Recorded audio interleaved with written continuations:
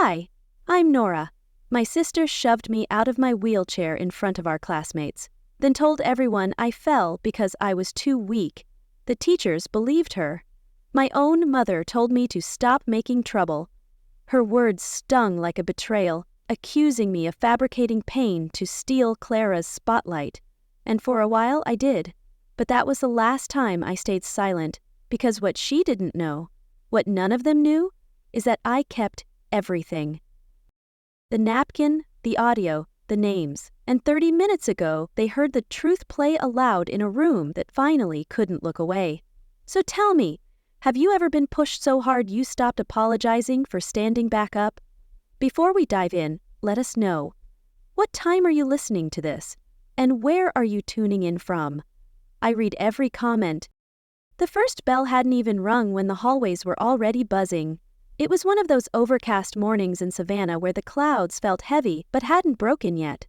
The gym was decorated with streamers for festival week, and everyone was too excited or too self-involved to notice me rolling through. That's usually how it went. I didn't move with the crowd. I moved through it like a shadow no one saw coming. Kids zipped past me carrying props for the assembly. One teacher nodded at me without really making eye contact. I kept my hands on the push rims, steering around a carelessly placed backpack and barely avoiding a lunchbox someone had dropped. My hands were already sore, but I didn't say a word.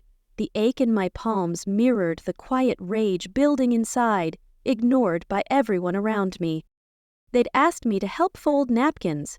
Not speak, not present, just fold. I'd spent all night at the dining table smoothing creases into deep blue fabric, lining them up like they were worth something. Each fold was a silent protest, a reminder of my worth they refused to see. They'd called it helping backstage. I called it being sidelined with a smile. I didn't argue. I just folded them tighter. At home that morning, Mom had fussed over Clara's hair, brushing it out like she was 6 years old again, cooing about how beautiful she looked on stage. Clara soaked it up. Of course that's what she did. She was the rising star, the student council vice president, the older sister who's going places. What they didn't say, but I felt, was that I was just there, a supporting character in her flawless coming-of-age movie. I had been assigned a short closing line for the assembly, just 3 sentences, thanking the volunteers. I had practiced it more than I should have, rewritten it until it felt like something I'd say, not something a teacher handed me. But that morning, when I checked the script pinned backstage, my part was gone. Gone, erased, like I'd never been in it. Clara was standing nearby talking to Mr. Thompson about lighting cues. She didn't look at me, but I saw the edge of a smirk that burned like a taunt, daring me to challenge her victory. I held the printout a second longer, then folded it and placed it back exactly where I found it. Peacekeeping, that's what I told myself. It wasn't worth the scene, but something in my chest. It didn't settle. Later, as the students gathered by the theater entrance, the noise around me faded into a low hum. I was waiting for my cue to wheel over near the faculty row when I felt a shift, something subtle but sharp. "Try not to mess things up this time," Clara murmured as she passed me, her lips barely moving. She bent down like she was adjusting my footrest, but her hand slid low to the frame behind my wheel, and then with a quick jerk, she pushed. My chair pitched sideways. There was no time to brace. My body tilted hard to the right, and I hit the concrete on my shoulder and hip. Pain flared. So did shame. For a heartbeat, no one said anything. Then came a gasp, then shuffling feet, but no one rushed to help. No one shouted. No one stepped forward. "She fell," Clara said loudly, backing away with mock concern. "She does that sometimes. Her arms just give out." That hit harder than the concrete. The lie, clean and confident, landed like a slap. Her words were a calculated strike, painting me as frail to shield her cruelty. A few students nodded. A few looked at their phones. No one looked at me. Lying there, cheek pressed against the cold cement, I felt something strange. Not just pain, but recognition. Like I'd been here before, and I had. I remembered being 11. We were at the park, and there was this grassy hill behind the playground. Clara had been in charge of pushing me that day, and I remember how she laughed as she let go. "Just for a second," she said, "to see what would happen." I'd rolled halfway down that hill, panicked and helpless, and she caught up after. And sorry with her big fake eyes. "I never told Mom. I didn't want to start drama." Her fake apology echoed in my mind, a rehearsal for the lies she'd perfect years later. Now here I was. Different day, different excuse, but the same story. The crowd around me shifted again. A teacher jogged over. Mrs. Whitlock, out of breath and clearly unsure of what she'd missed. Clara was already crouched beside me, helping lift me as if she hadn't been the one to send me down. "You okay?" she asked, loud enough for everyone to hear. I nodded once. I didn't trust my voice. She brushed imaginary dirt off my sleeves and smiled like a good big sister should. Her performance was seamless, an Emmy-worthy display of concern. I was escorted inside. Someone pushed me this time. No one asked what really happened. No one questioned Clara. Later that day, while I sat alone in the resource room, pretending to work on a class slideshow, my phone buzzed. A text from Mom. "Hope you're okay. Please don't embarrass your sister today. It's a big day for her." Her message was a dagger, prioritizing Clara's glory over my truth. I didn't reply. I couldn't decide which part hurt more. The lie, the fall, or the idea that my job was to stay silent for someone else's comfort. That night, I sat on my bed, my wheels locked, the house finally quiet. I opened my hand, and there it was, the navy napkin I had folded the night before, crumpled, pressed into my palm from the fall. I smoothed it once, then tossed it in the trash before anyone saw. The napkin disappeared beneath the wrappers and receipts, but the weight of it didn't leave my hand. I wheeled myself to the nurse's office without asking permission. No one stopped me. That's the thing about being invisible. They only see you when they need something. And right then, nobody needed me. The nurse aide didn't ask many questions. She looked at the scrapes on my elbow and quietly began cleaning them. I stared at the ceiling tiles, off-white squares dotted with brown watermarks like old wounds. Outside the small window, I could see a few students hanging ribbons on the school fence, laughing, clapping each other's shoulders like nothing had happened 30 minutes ago. "I'm going to bandage this up, might bruise later, so ice it when you get home." "All right," she said, taping the gauze down gently. I nodded. My voice hadn't found its way back yet. From the hallway came the crackle of the intercom. "Attention, students and faculty. Please excuse the interruption. We'd like to congratulate Clara Hayes for being selected as a recipient of this year's Compassion and Leadership Award. She's being called to the main office now for her photo." The announcement echoed through the corridor like a joke someone forgot to laugh at. The irony of her award burned, a cruel reward for her calculated malice. The hallway outside erupted in cheers. I heard someone shout, "That girl deserves it." Another added, "She's the best." My fingers curled into the armrests. Compassion in leadership. My sister shoved me onto the ground and got handed a plaque for it. "Twist the knife, smile while you're doing it." That's always been her style. The aide gave me a soft pat on the shoulder, probably thinking I was upset about the fall. "You'll be okay, sweetheart. These things happen." But this didn't just happen. It was planned, performed. I didn't respond. Later, after lunch, I rolled into homeroom. Miss Langley stood near her desk, sorting papers. She always wore pencil skirts and red lipstick like a character from an old courtroom drama. I waited until the last student left, then approached her quietly. "Miss Langley?" My voice cracked. I need to tell you something." She looked up, a bit startled. "Sure, Nora. What's going on?" I hesitated. My mouth was dry and the words felt heavier than they should have. "I didn't fall this morning." Clara pushed me. She pretended to fix my chair, but she made it tip. Her eyes flickered. Not shocked, more calculating.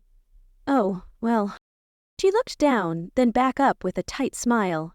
"I'm sure she didn't mean anything by it. Clara would never hurt you." "But she did." Miss Langley's voice dropped to a hush.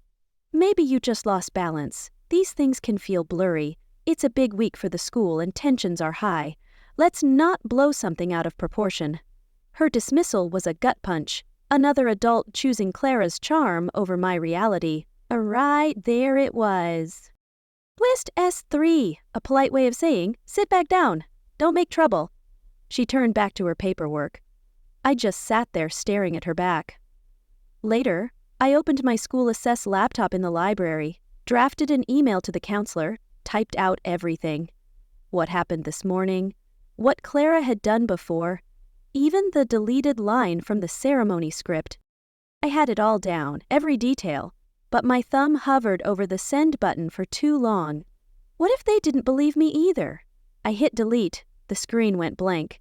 Each deleted word felt like surrendering a piece of my fight, but I wasn't ready to give up. The silence wasn't just outside me anymore, it was sinking into my bones. Down the hall, music echoed from the gym. It was rehearsal time for the awards ceremony. I wasn't scheduled to attend, but I went anyway, slipped in through the side ramp and parked in the shadows near the bleachers. On stage, Clara walked confidently across the platform, practicing her smile for the camera. A teacher whispered near the sound booth, "She's such a role model for the younger girls." I wanted to laugh, but it caught somewhere in my throat. She turned, saw me in the corner, and held my gaze for just a second.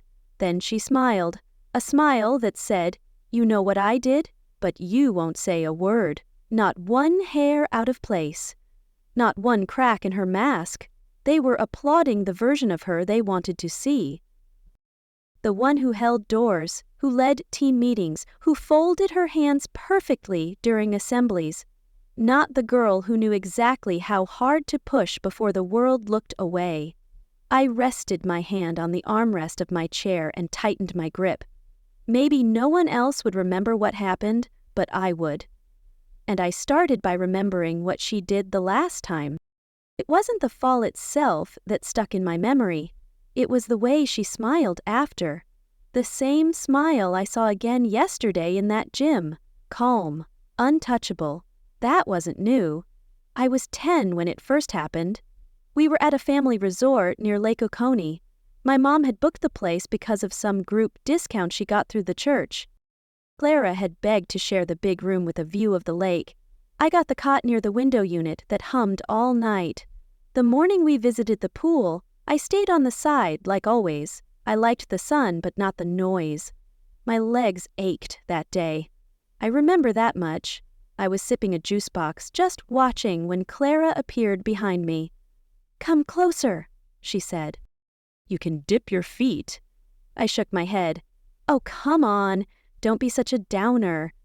The next thing I felt was the sudden jolt forward, my chair tipping over the edge, the cold slap of water, my hands flailing before someone finally pulled me out. "She's fine," Clara said, laughing like it was a joke gone too far. She needed to cool off. Her laughter was a cruel echo, mocking my fear as if it were entertainment. No one asked me what happened. My mother fussed over my wet clothes and warned me not to get sick. My dad told Clara to be more careful, but that was it. That moment didn't just get buried, it got rewritten. Now, more than a decade later, I was back in the role I knew too well. The one who got pushed and then told to smile through it. At lunch, I looked for Ava. We always sat at the end table near the vending machine, the one where you had to slam the soda slot 3 times to get a Diet Dr. Pepper. But today, she wasn't there. She was sitting near the center with a group from drama club. I wheeled over quietly, slowly. "Ava." She looked up, startled, then smiled, but it was off. I could read it instantly. It was the kind of smile you give when you don't want someone to sit next to you. She leaned closer, lowered her voice. "I just can't be in the middle of this. I'm sorry." I felt my chest thud, but my face didn't show it. "So, this is too much now?" "No, it's not that. It's just people are saying you're making it a bigger deal than it is. And Clara, she's got that leadership thing going on right now. I just can't get caught up." Her words were a betrayal, abandoning me to protect her place in Clara's orbit, caught up like I was a mess that someone else might step in. I nodded once, rolled back, and didn't say a word. That was twist S4. The whispers had started. You could feel it in the way people glanced and then looked away. I was no longer just the quiet girl in a chair. I was a subject of conversation, an inconvenience that made others uncomfortable. By fourth period, I passed the hallway bulletin board.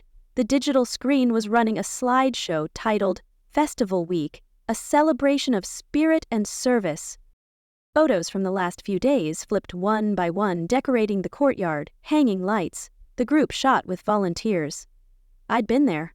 I had folded banners, labeled the boxes, even helped Coach Ramsey sort cords. But there was the photo, and I wasn't in it, cropped out neatly. I scanned the credits. Thanks to all our amazing helpers, Clara Hayes, Max, Tanya, Arlo, Dee. No, Nora, I asked Mr. Ellis from the tech team, trying to keep my voice casual. Hey, do you know if the full group photo got uploaded? He didn't look up. Oh, maybe there was a glitch. These files can be weird. That's all. Yeah, probably just a tech issue, he muttered and walked away. His casual dismissal was another erasure reinforcing Clara's narrative. Nothing was corrected. Twist S12 landed soft but deep. I rolled into the library and found my usual corner under the second-story window, where the afternoon light filtered through the blinds and stripes. I pulled out my journal, the one with the leather strap and frayed edges, and I wrote, "They erased my body, they erased my name, but they can't erase my memory." Each word was a vow, a promise to reclaim my voice from their silence. I stared at those words for a long time. This wasn't about a fall. This was about the silence that followed. The comfort people chose over truth.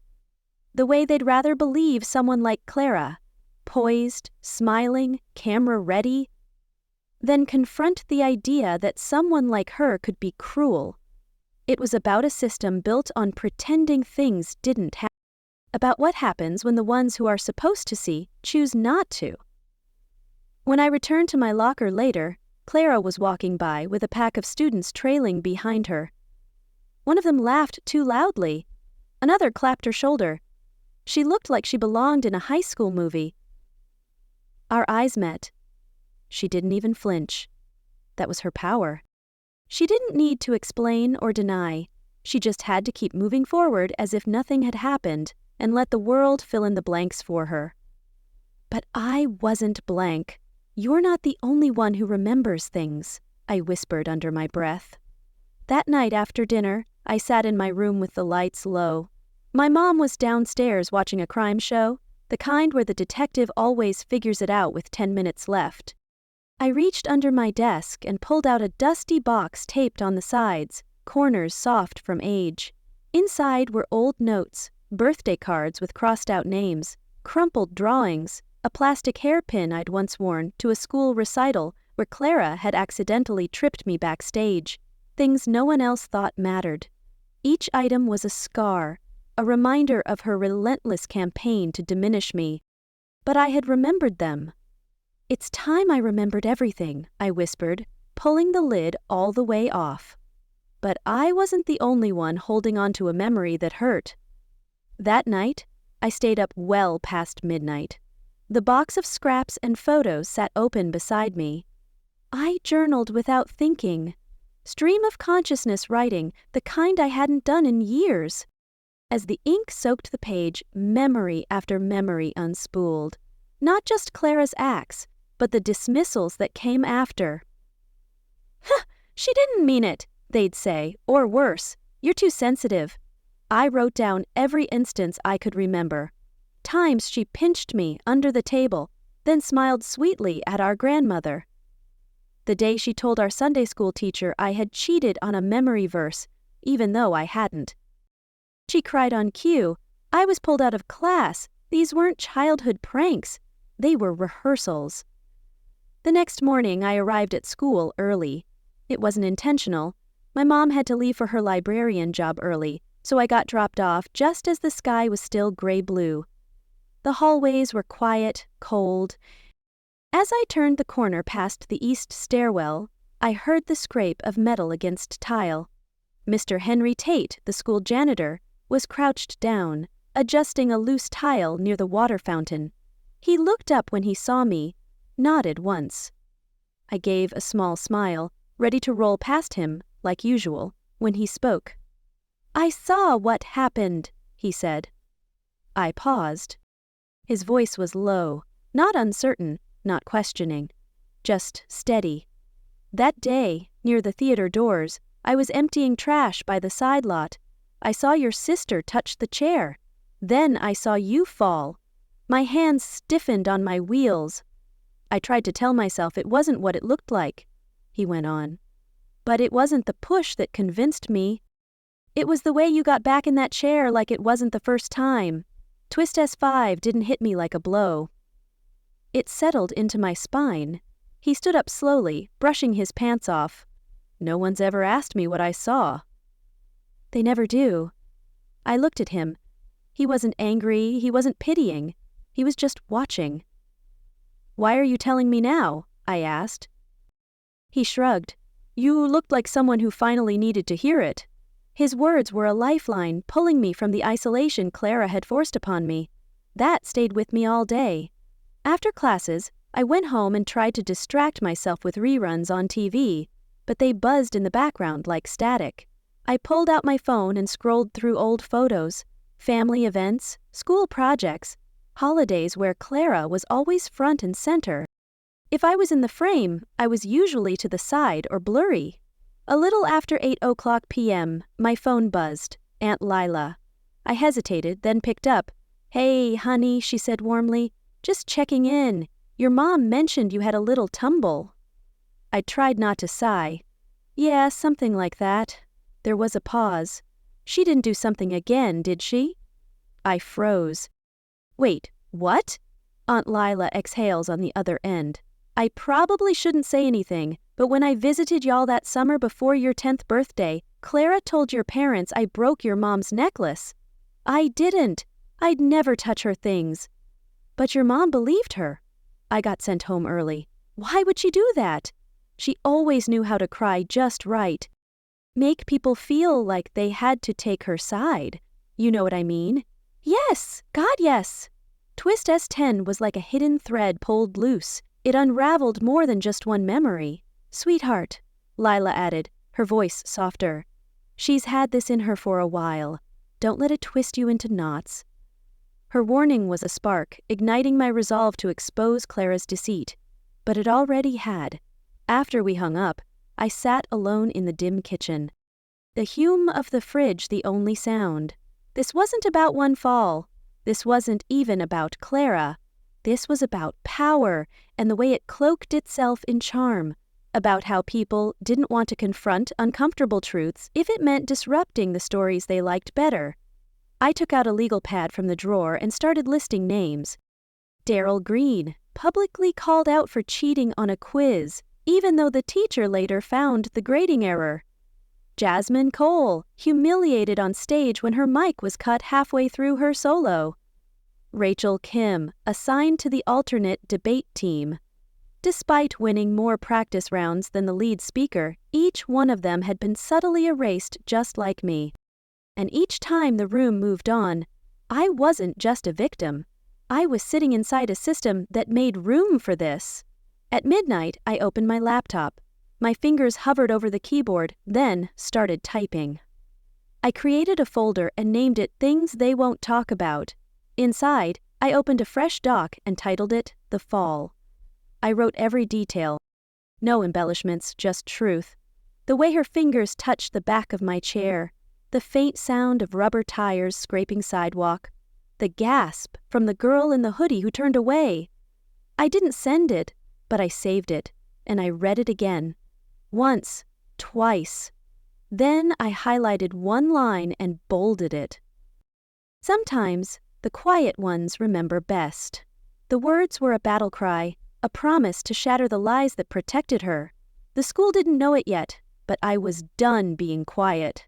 As I rolled through the front hallway the next morning, the sunlight hit the trophy case just right, making it shimmer like something sacred. Clara's photo was in the center, a shot from last spring's honor roll banquet. She was smiling like she always smiled when a camera found her.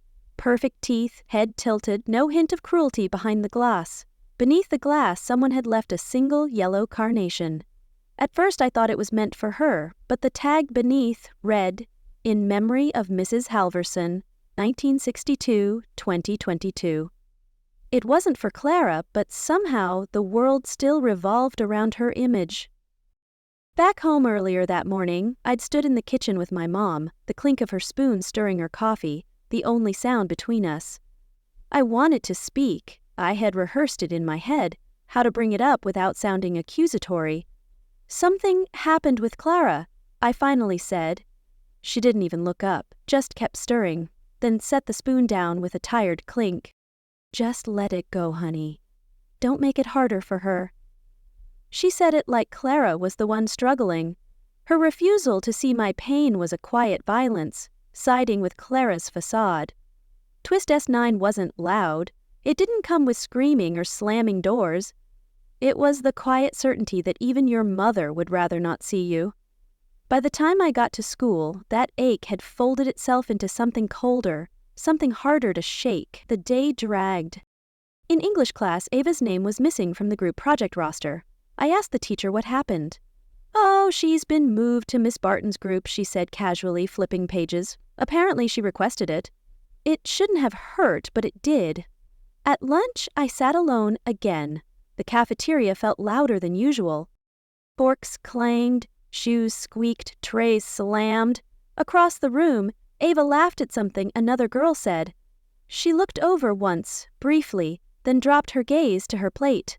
A boy passed my table and muttered just loud enough for me to hear, "She always makes drama." Twist S13 didn't sting because it was cruel. It stung because it was easy. Easy for people to say, easy for them to believe. I stayed in the lunchroom longer than I needed to. There was nowhere else I wanted to go. I picked at the edges of my sandwich, trying not to think, just breathe. When I stood to take my tray, I noticed something tucked underneath it. A napkin, folded once, then again into a shape I recognized. A 4-point pocket fold, the kind I'd made for Clara during the festival week setup. My heart stopped. I unfolded it slowly.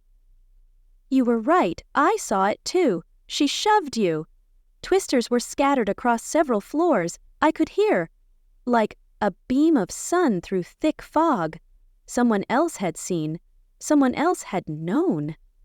And they hadn't spoken. Not yet. But they were watching. I looked around the room. I didn't know who T was. It could have been any one of the quiet faces pretending not to glance my way, but I didn't feel entirely alone anymore. I placed the note carefully into my folder. Things they won't talk about. It joined the letter I'd written, the photos I'd started collecting, the screenshots. The note was a spark, fueling my determination to expose her lies. I wasn't trying to build a case, not yet. But I was building something. For the first time in days, I felt a small smile press at the corners of my lips. It wasn't joy. It was recognition. "They're not all asleep," I whispered. "Not all of them." In the hallway after lunch, I passed the gym where Clara and her friends practiced a skit for the final day of festival week. They laughed loud, laughed like nothing had happened. She didn't glance my way this time. She didn't need to. I stopped in the middle of the hallway, rested one hand on the armrest of my chair, and whispered low, "They think I'm too weak. I think they forgot how steel is made." I wasn't planning to speak tomorrow, not with words. After the last bell rang, I wheeled past the janitor's cart and gave Mr. Tate a quick nod. He didn't say anything, just tapped the side of his cap. He knew I was staying behind. I told the staff I was helping decorate the gym for festival week. In truth, I had other plans. I moved slowly down the quiet hallway toward the auditorium, the wheels of my chair echoing off the locker-lined walls. There was still sunlight pouring in through the high windows, casting long shadows across the floors. The gym was bustling, but I turned the opposite direction toward the tech booth. Inside the control room above the theater stage, the old mic setup was still plugged in from rehearsal day. The red light on the interface blinked, waiting. I didn't have to guess if it had captured what I hoped it did. I found the recording log, scanned through the timestamps, and selected the file marked Prep Wednesday Drama Club. I hit play. At first, it was just chatter, chairs scraping, laughter, voices calling lines. Then Clara. Her voice was unmistakable. Smooth, airy, almost amused. "It's not like anyone will believe her," she said, followed by a soft snort. "She's too weak to fight back." I froze. That was it. Her voice was a confession, a cold admission of her intent to bury me. Twist S6 was cold, sharp and undeniable. There was no question of interpretation, no way to spin it. No edits, no tricks. It was her voice, her words. I downloaded the file, renamed it Evidence 1.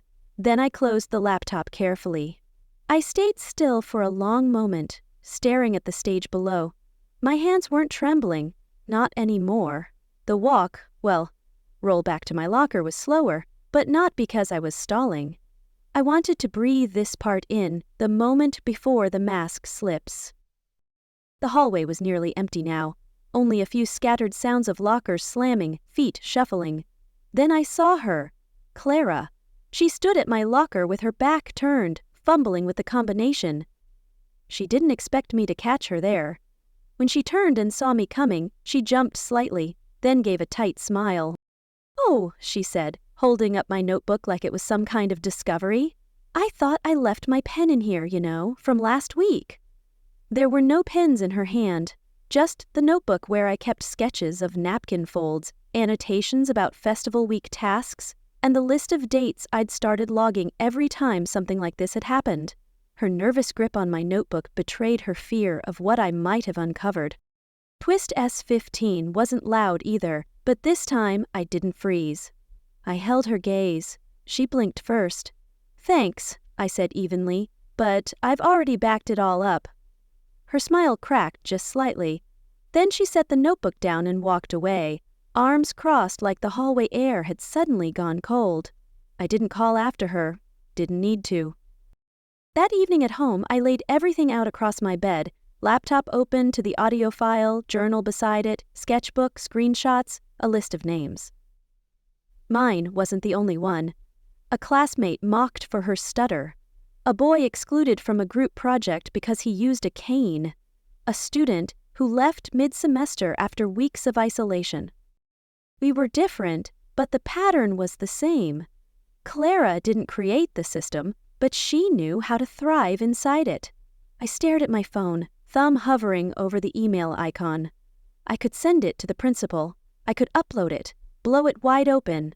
But instead, I waited. Some part of me wanted them to look me in the eye first, to hear the truth while standing just feet away from the girl they tried to erase. There's a difference between knowing something and feeling it. Tomorrow, I wanted them to feel it. I printed out a still from the auditorium video. One frame, Clara turning back toward me while I lay on the floor, smirking, or maybe smiling. I didn't care anymore about the nuance. That image slid into the folder, titled The Fall Files. The microphone had caught her voice, the photo had caught her face, and me? I'd caught the silence they all depended on, and I'd started breaking it. I looked up at the ceiling above my bed, then slowly closed the folder. Tomorrow wasn't a plan, it was a reckoning. I whispered, to the quiet air of my room, as if it could carry my words into the morning. Tomorrow I won't say much, but I won't need to. The night had been long, but not restless. I didn't toss or turn. I simply lay still, like my whole body was holding its breath. They were about to hear what silence sounds like when it stops obeying. That line echoed through my thoughts as I rolled across the school's front entrance the next morning, the gymnasium looming ahead like a courtroom, dressed in balloons and banners. Inside, rows of folding chairs had been set up in neat lines, teachers huddled in corners, clipboarded and cautious. The stage was draped with gold and blue, school colors. A long banner read, MUN Monthly Assembly, Character, Courage, Community. Clara stood backstage, her hair curled to perfection, her blazer crisp, her expression soft and polished. She smiled faintly as the assistant principal clipped a microphone to her collar. Her smile was a mask, hiding the panic I knew was brewing beneath. It was the same smile she used when telling lies. I stayed in the back corner of the gym, waiting. In my lap, my file folder rested flat, sealed shut but heavy with truth. The wheels of my chair creaked against the gym floor as I rolled into position just out of the spotlight. Principal Foster stepped up to the podium and cleared his throat. "Before we begin," he said, adjusting his tie, "one of our students has asked to say a few words. Please listen with the same respect you'd want given to you." Heads turned. I moved slowly forward. The air shifted, whispers stalled. Someone near the back of the bleachers dropped their phone with a hollow clack. Twissa 7 didn't scream. It whispered and waited. I positioned myself center stage in front of a room filled with faces that had once looked past me. I didn't raise my voice. I didn't need to. I was told. I fell. I began because I'm weak. The silence swallowed the space whole, but I didn't fall. I was pushed. Somewhere to my left, I heard a chair squeak. Someone inhaled audibly. And I have proof. But more than that, I have memory, I have strength. And I know how easy it is to be erased, especially when you don't fit what people want to see. Clara's eyes locked onto mine. Her mouth didn't move, but her body did. Shoulders stiffening, fingers twitching at her sides. Her composure was crumbling, a sign her reign was about to end. I reached into the side pouch of my chair and pulled out a small speaker. I pressed play, a soft click, then Clara's voice, clear, cutting, undeniable. "It's not like anyone will believe her. She's too weak to fight back." Twist S8 hit like cold water across warm skin.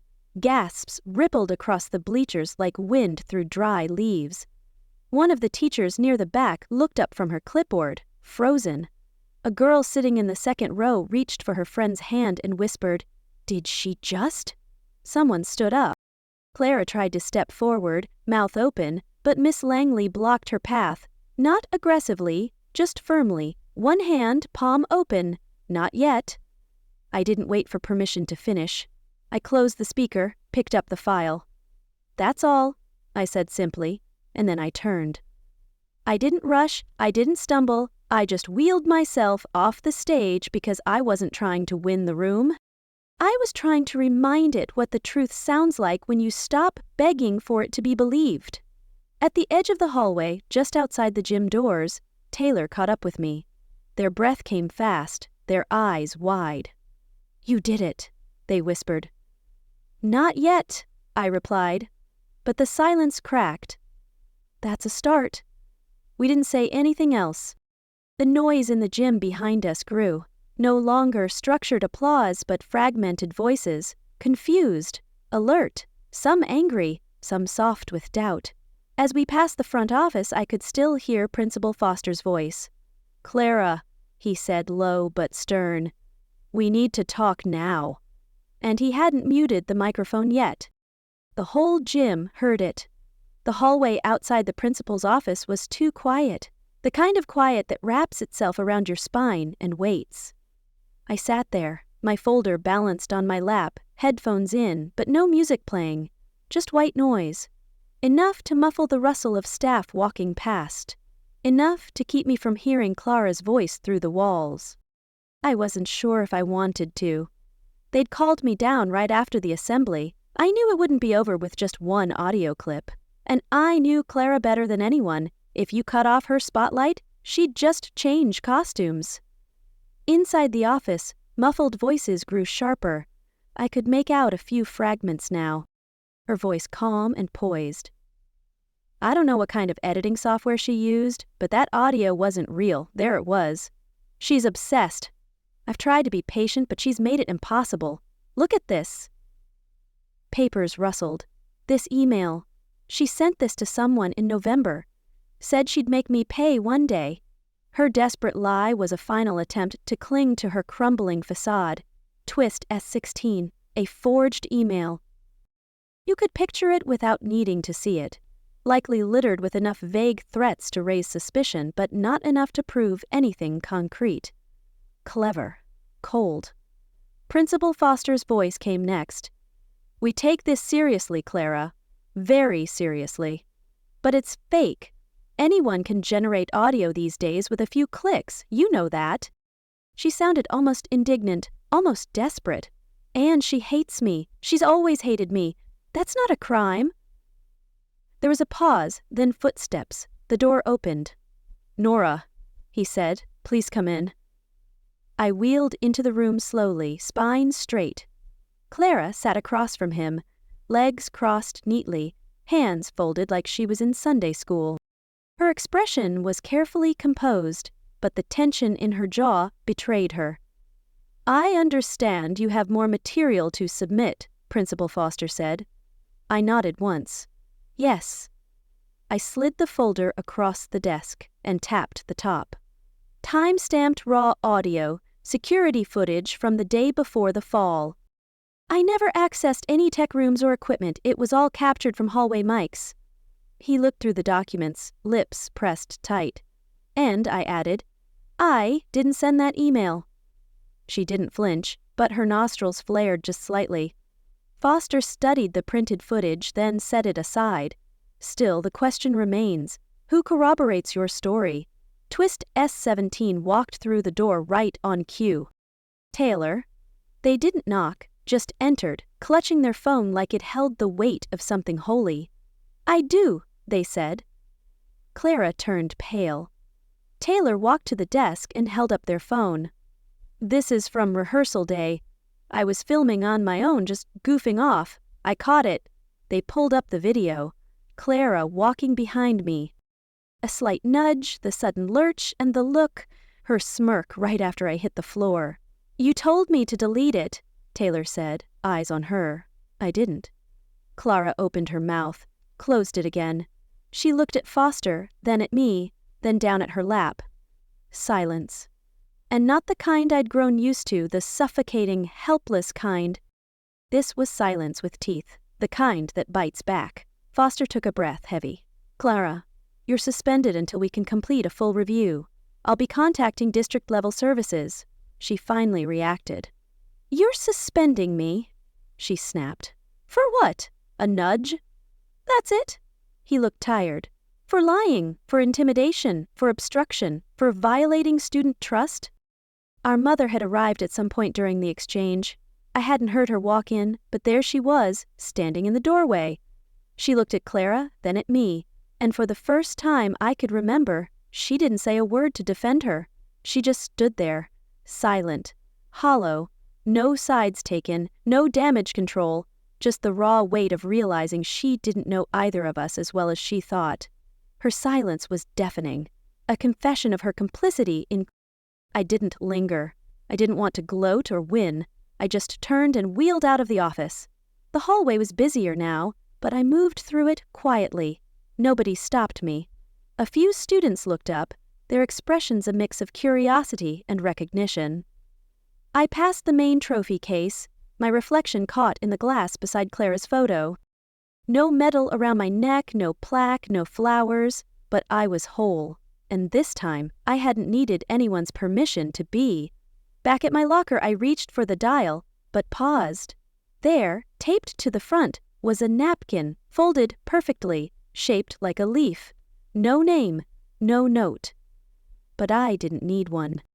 I smiled, not because the pain was gone, but because someone had seen, and that alone, in that moment, was everything. The moment they asked, I didn't hesitate. There was no tremble in my answer, no shrinking like before. I said yes, because the silence I used to hide behind no longer belonged to me. That morning I arrived at school earlier than usual. The auditorium buzzed with the kind of energy that only comes with anticipation, not the nervous kind, not anymore. This wasn't about approval or applause. This was about breath, Mine spoken aloud, no longer borrowed or stolen. Backstage, students were checking mics, taping wires to the floor, running lines. I wasn't there as someone folding napkins or handing out programs. I was a featured speaker for once. No one tried to steer me out of the way. No one offered to help without asking. I took my spot, my rightful place. The stage crew guided me to the center podium, and I noticed it immediately, a single folded napkin resting on top. Not just any fold, a leaf like the ones I'd folded for Clara months ago. Back when I still tried to earn kindness. Back when I believed if I just stayed soft enough they wouldn't cut me. But this one wasn't tossed. It wasn't crumpled or left behind. It stood, perfect, intentional. I turned slightly to the side. Taylor stood off stage, arms crossed, nodding once. Twist S18, no words, just a quiet echo with new meaning. The curtain pulled back. I waited for the rustle to fade, for the crowd to settle before adjusting the mic. And then I spoke. My name is Nora. You've seen me. Some of you remember what happened. Some of you don't. I glanced around. The room was packed. Every row filled. Students, teachers, parents. Some sitting with arms crossed, others already leaning in. But most of you remember the silence. I took a breath, not to steady myself, but to savor it. They said I fell because I was weak, but I didn't fall. I was pushed. I was erased. I was cropped out. I was doubted. And when I spoke, I was told to whisper or stay quiet altogether. My voice grew stronger, fueled by years of suppressed anger, finally breaking free.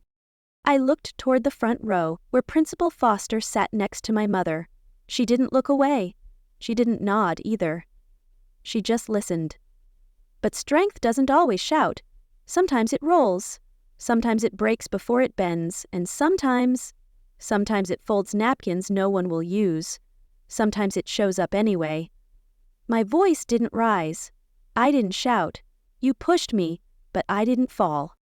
I rose, on wheels, on silence, on fire, and then I stopped for a moment. There was nothing, and then everything. Applause rose, not polite, not forced, not even delayed. It roared. Feet stomped, hands clapped, someone even whistled. But I didn't smile, because I wasn't here for their clapping. I was here for the silence that finally listened. After the event, the hallway felt different, lighter somehow. Students passed me with nods, soft words. One girl, someone I didn't know, touched my shoulder gently. I needed that, she said, voice cracking. I've been quiet too long. A few teachers approached. The way they looked at me wasn't rehearsed or patronizing. They saw me, not the chair, me. Clara didn't show up, not during, not after. I didn't ask where she was. That wasn't mine to carry anymore. On my way out, I passed the mural by the library. Student voices. They'd added new names since the start of the year.